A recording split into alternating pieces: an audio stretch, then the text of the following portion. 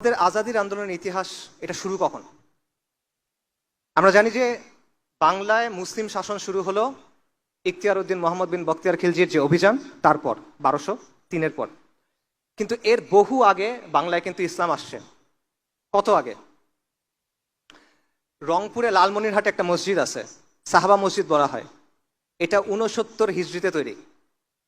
69 হিজরি মানে বোঝেন কত আগে? কারবালাতে সাইয়েদিনা হুসাইন রাদিয়াল্লাহু আনহু যখন শহীদ হইলেন, সেটা কত সালের ঘটনা? 61 হিজরি। তার 8 বছর পরে হলো 69 হিজরি। 69 হিজরি মানে সাহাবায়ে কেরাম তখনও দুনিয়াতে আছেন রাদিয়াল্লাহু আনহুম আজমাইন।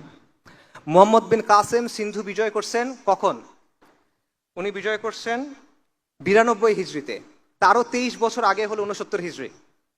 চার মাযহাবের যে ইমাম আছেন তাদের মধ্যে সবার আগে জন্মকার ইমাম আবু হানিফা। তার জন্ম কখন? 80 হিজরিতে। 69 হিজরি তার 11 বছর আগের কথা। 69 হিজরিতে এখানে মসজিদ ছিল মানে এখানে মুসলিম ছিল।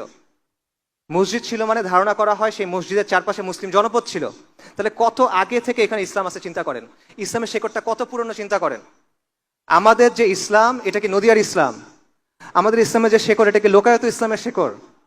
আমাদের ইসলামের হলো সাহাবায়ে কেরামের ইসলাম, তাবেঈনদের সময়ের ইসলাম। তো আমাদের আজাদির আন্দোলনের শুরুটা সেখানে 69 হিজরিতে অ্যাটলিস্ট, বা তারও আগে যাবে। এবং এই সময়ের পরে মুসলিম শাসন কায়েম হওয়ার আগেও শত শত বছর ধরে বহু দায়ী, বহু মাশায়েখ, বহু অলি আউলিয়া এই জমিনে আসছেন। তারা এখানে দাওয়াতের কাজ করছেন, ইসলাহার কাজ করছেন, সংগ্রাম করছেন, জিহাদও করছেন। এবং এরকম অনেক ঘটনা আপনারা জানেন, এরকম অনেক ঘটনা বাংলায় প্রচলিত আছে। আমি আপনাদের কয়েকটা এক্সাম্পল দিই। যেমন বাবা আদম শহীদের নাম আপনারা অনেকে হয়তো বা শুনবেন, বিশেষ করে বিক্রমপুর, মুন্সিগঞ্জ এই অঞ্চলের মানুষ যারা। তার ব্যাপারে প্রচলিত আছে যে সেন রাজাদের যখন শাসন চলতেছিল তখন তারা মুসলিমদের উপর অনেক বেশি অত্যাচার করত। এই অত্যাচারের খবর জেনে বাবা আদম শহীদ একটা সেনাবাহিনী নিয়ে এখানে আসছিলেন তাদের সাথে ফাইট করার জন্য। এবং সেই যুদ্ধে তিনি শহীদ হয়ে যান। কিন্তু তিনি শহীদ হয়ে যাওয়ার পর পুরো বিক্রমপুরের মানুষ ইসলাম গ্রহণ করে। এটা প্রচলিত আছে। এটা কখনের ঘটনা? এটা হলো 1200 শতাব্দীর ঘটনা।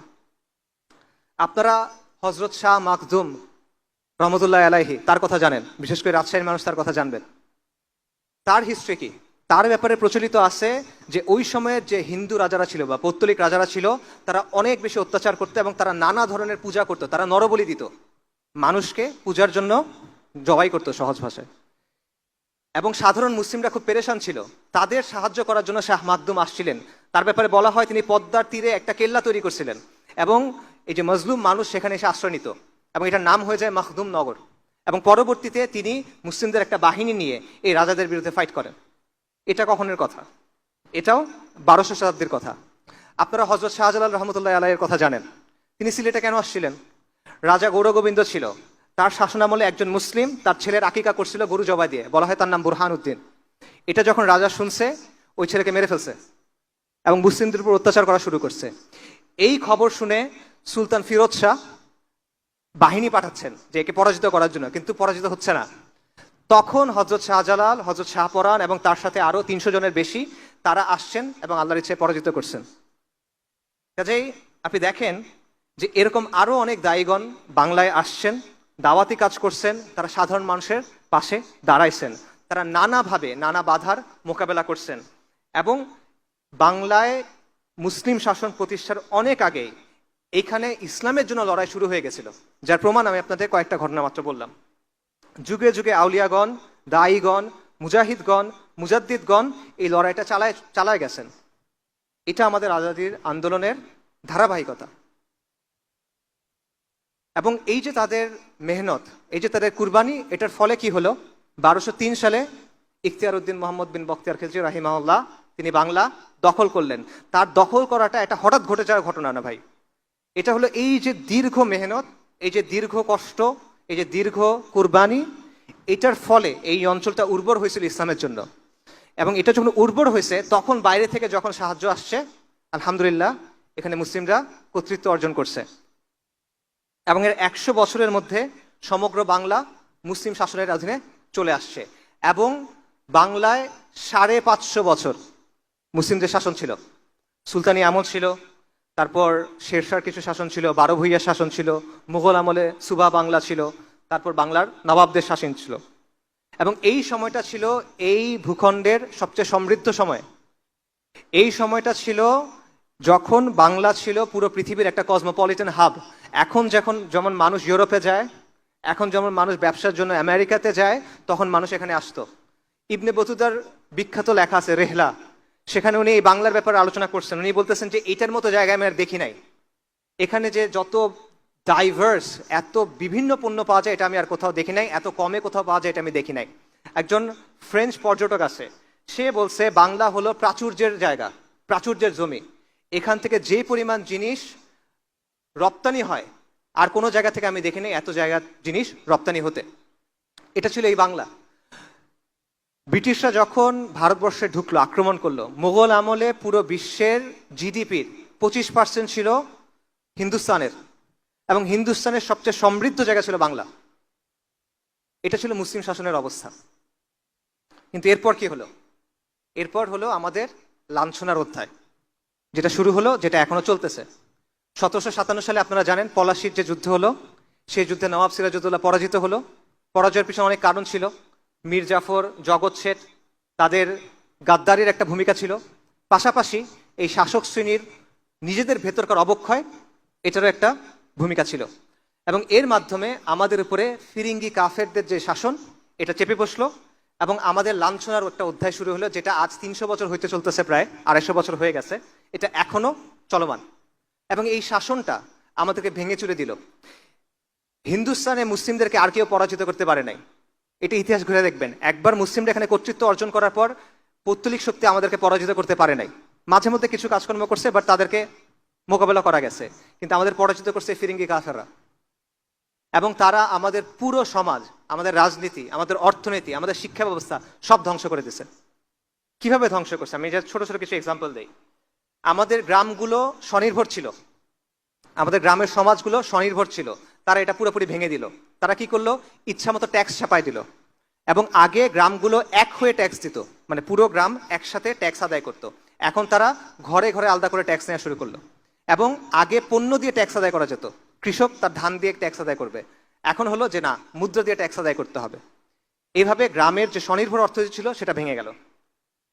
তারা আমাদের কাছ থেকে ট্যাক্স নিত, সেই ট্যাক্সের টাকা দিয়ে আমাদের বানানো জিনিস কিনতো কম দামে। যেমন মসলিন, আপনারা জানেন ঢাকাইয়া মসলিনের বিখ্যাত জিনিস পুরো পৃথিবীতে খ্যাতি ছিল। নামমাত্র মূল্যে তারা এটা কিনে নিত, তারপর তারা এটা ব্রিটেনে পাঠাইতো, সেখানে তারা মুনাফা করত। টাকা আমাদের, শ্রম আমাদের, পণ্য আমাদের, মুনাফা ওদের। এটা হলো কোম্পানির শাসনের বাস্তবতা, ইস্ট ইন্ডিয়া কোম্পানির শাসনের বাস্তবতা। এবং এটাকে অনেক ঐতিহাসিক বলছে এটা হলো ডাকাতির শাসন। যেমন মার্কস বলছে এটা হলো নেইকেড প্লান্ডার, মানে নগ্ন লুটপাট। এবং আমেরিকান একজন ঐতিহাসিক আছেন রেজিনাল্ড রেইনল্ডস, সে বলতেছে এটা হলো robbery in the name of commerce, বাণিজ্যের নামে ডাকাতি। এই কাজটা তারা এখানে করছে। এবং এটার ফলে কি হয়েছে? যেই জায়গাটা ছিল হিন্দুস্তানের সবচেয়ে সমৃদ্ধ জায়গা, যেখানে 550 বছর মানুষ দারিদ্র কি চিনত না, সেখানে একের পর এক দুর্ভিক্ষ হওয়া শুরু করলো। যার মধ্যে বিখ্যাত একটা দুর্ভিক্ষ হলো 76-এর মনন্তর। ইংরেজি 1770 সালে এটা ঘটে। 76-এর মনন্তর, বাংলা হিসেবে বাংলা মাসে 1176। এবং এটা পুরোপুরি মানব সৃষ্ট একটা দুর্ভিক্ষ ছিল। কোম্পানি ফসল হওয়া মাত্র জোর করে নিয়ে গেছে, রপ্তানি করে দিচ্ছে, তারপর চড়া মূল্য দিয়ে দিচ্ছে। সাধারণ মানুষ কিনতে পারতেছে না। কেন পারতেছে না? ওই যে লুটপাট করছে আগে, কিনতে পারতেছে না। এর ফলে কি হলো? মানুষ মারা গেল। কত মানুষ মারা গেল? জনসংখ্যার 1/3, 1.5 কোটি মানুষ মারা গেল। ওই সময়কার ইংরেজদের গভর্নর জেনারেল ওয়ারেন হেস্টিংস বলতেছে প্রতি 16 জনে 6 জন মানুষ মারা গেছে। জনসংখ্যার 1/3 মানুষ মারা গেছে। ইংরেজদের যারা হিস্টোরিয়ান তারা বলতেছে বাবা মা খাবার জন্য সন্তান সন্ততিদের বিক্রি করে দিছে, তাও খেতে পারতেছে না। এবং তারা বলতেছে মানুষ মৃতদেহের শরীর থেকে মাংস নিয়ে খাইছে। এটা হলো কোম্পানির শাসনের বাস্তবতা। এটা, এবং এই সময়ে তারা মজমাস্তি করতেছে। ওয়ারেন হেস্টিংস লিখছে এখানে অনেক দুর্ভিক্ষ হচ্ছে, জনসংখ্যার 1/3 মারা গেছে, 1.5 কোটি মানুষ মারা গেছে, মানুষ লিটারেলি মানুষের মাংস খাচ্ছে, কিন্তু আমরা যথেষ্ট রাজস্ব তুলতে পারছি। 3 বছর আগে যে রাজস্ব তুলছি, এবছর এর চেয়ে ভালো রাজস্ব তুলছি। এটা তারা বলতেছে। আমাদের শিক্ষা ব্যবস্থা তারা ধ্বংস করে দিছে। উইলিয়াম অ্যাডামস নামে এক ইংরেজ ঐতিহাসিক আছে, সে বলছে ইংরেজরা এখানে আসার আগে বাংলাদেশে হিন্দুস্তানে না, বাংলাদেশে 80,000 শিক্ষা প্রতিষ্ঠান ছিল, প্রতি 400 জনের জন্য একটা মাদ্রাসা ছিল, এবং এগুলো সব চলতো ওয়াকফের মাধ্যমে, সরকারের না, ওয়াকফের মাধ্যমে চলতো, কমিউনিটি এগুলোকে চালাতো। ইংরেজরা কি করলো, তারা সমস্ত ওয়াকফ বাজেয়াপ্ত করলো, নিষ্কর ভূমি বাজেয়াপ্ত করলো। তার ফলে আমাদের পুরো যে সামাজিক কাঠামোটা ছিল, আমাদের শিক্ষা প্রতিষ্ঠানগুলো ছিল, এই সব কিছু ভেঙে গেল। মুসলিম যেই মধ্যবিত্ত শ্রেণী, এটা নাই হয়ে গেল, রাতারাতি এটা নাই হয়ে গেল, এবং আপনি শিক্ষা অর্জন করতে পারতেছেন না। তারপর তারা কি করলো, তারা রাষ্ট্রীয় কাজে ফার্সি ভাষা ব্যবহার হয়ে আসছে শত শত বছর ধরে, তারা হুট করে সেটা চেঞ্জ করে ইংরেজি করে দিল। মুসলিম তো ইংরেজি পারে না, সে ফার্সি পারে, তো কাজে সে যেতে পারতেছে না, সিস্টেম্যাটিক্যালি এক্সক্লুডেড। এবং তারা নতুন একটা জমিদার শ্রেণী তৈরি করলো, চিরস্থায়ী বন্দোবস্ত সূর্যাস্ত আইন, এটা আপনারা অনেকে নিশ্চয়ই পড়ছেন। এটার মাধ্যমে মুসলিম যেই অভিজাত শ্রেণী ছিল এটাকে মুছে দেয়া হলো, এবং সেটার জায়গায় নতুন একটা জমিদার শ্রেণী তৈরি করা হলো। এই নতুন জমিদার শ্রেণী কারা? এরা হলো যাদের নাম হলো দেব, যাদের নাম হলো মিত্র, যাদের নাম হলো বসাক, যাদের নাম হলো শীল, এরা হলো সেই নতুন জমিদার শ্রেণী। কালকে পর্যন্ত যারা মুসলিমদের অধীনে ছোট ছোট চাকরি করত, এরা এখন মুসলিমদের উপর জমিদার হয়ে গেল, এবং এরা কোম্পানির জুনিয়র পার্টনার হিসেবে, ইংরেজদের জুনিয়র পার্টনার হিসেবে আমাদের উপরে শোষণ চালাতে লাগলো। তো এই হলো একটা ছোট্ট সামারি যে ফিরিঙ্গি কাফেরদের শাসনের ফলে আমাদের এখানে কি অবস্থা হয়েছে। 1757 সালে রাজনৈতিক পরাজয়, সামরিক পরাজয়, তারপর চিরস্থায়ী বন্দোবস্ত 1793-এ, সূর্যাস্ত আইন, এটার মাধ্যমে মুসলিম অভিজাত শ্রেণী ধ্বংস হয়ে গেল, শিক্ষা ব্যবস্থা ধ্বংস হয়ে গেল, ওয়াকফ, নিষ্কর ভূমি সব তারা নষ্ট করে দিল, আমাদের পুরো সংস্কার ধ্বংস হয়ে গেল। যারা ছিল হিন্দুস্তানের শাসক, যারা ছিল এইখানের কর্তৃত্বের অধিকারী, সম্মান এবং মর্যাদার অধিকারী, তারা অল্প কয়েক দশকের মধ্যে নিরক্ষর, অশিক্ষিত, দুর্বল, লাঞ্ছিত হয়ে গেল।